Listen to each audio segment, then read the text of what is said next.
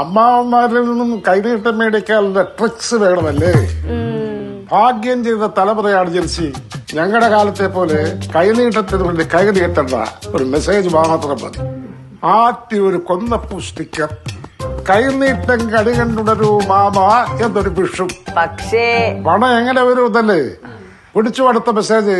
മാമൻ കാണാതെ വരത്താണെങ്കിലും Paytm UPI കൈയെത്ത ദൂരത്തല്ലേ. Happy Vishu.